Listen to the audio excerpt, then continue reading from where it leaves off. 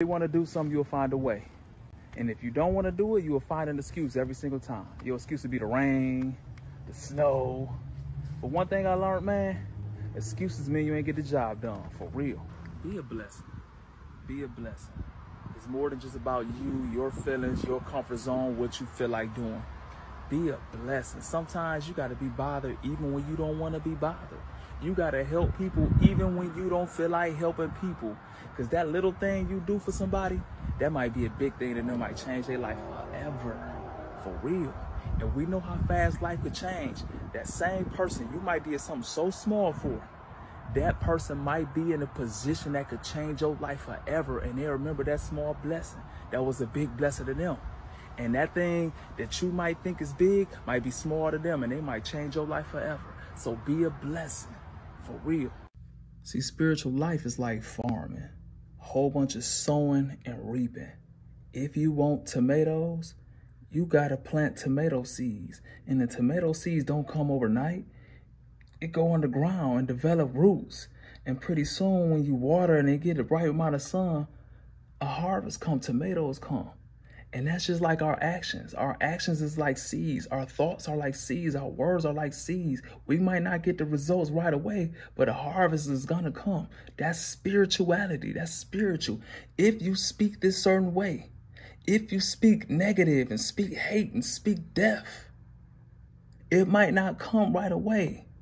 But pretty soon, just like those seeds you sowed in the farm, you gonna get that everything you spoke harvest. You gonna get all your thoughts as a harvest, all your deeds, everything you done to people or for people, you gonna get it back, whether it's good or bad. You believe it's the truth, and that's your truth, and you really believe in that, just be a man and stand on it. Shit, be a man and die for it. Not just tweet about it, talk about it. A lot of times we wanna stand on our truth with no consequences, with no repercussions.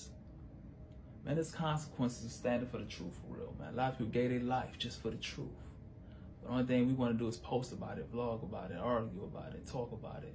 Man, you gotta live that shit, man. Be a man. Be ready to die for that shit, for real.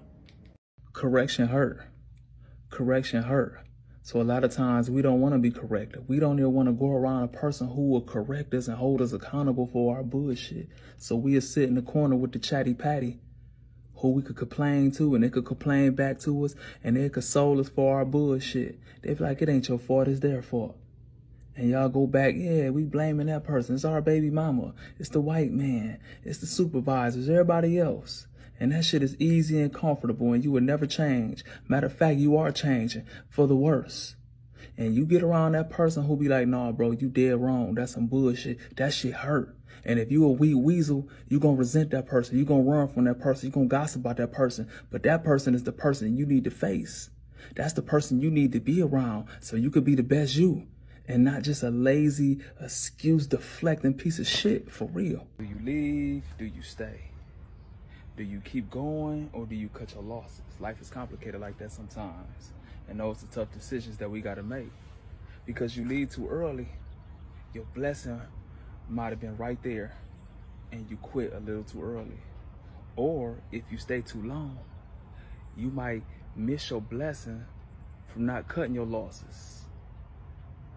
So it's complicated like that. And I don't think you could ask anybody, and I don't think you actually could know. I think it's in the spirit. I think it's in your gut. Your gut will let you know. For real.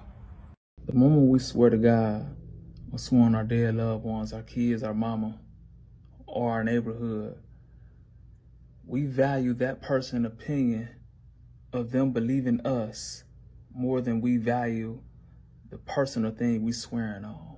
And so the moment you say, I swear to God, that means you value that person's opinion of believing you more than God. You just want God to prove a point to a person.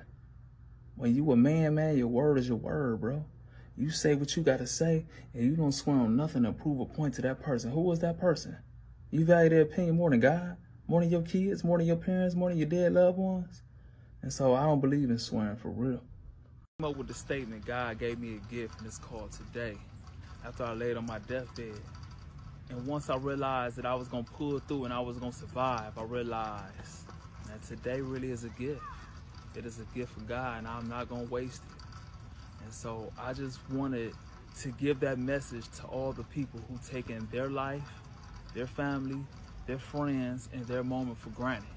And so I want to spread that message and make sure we wear it every day, for real.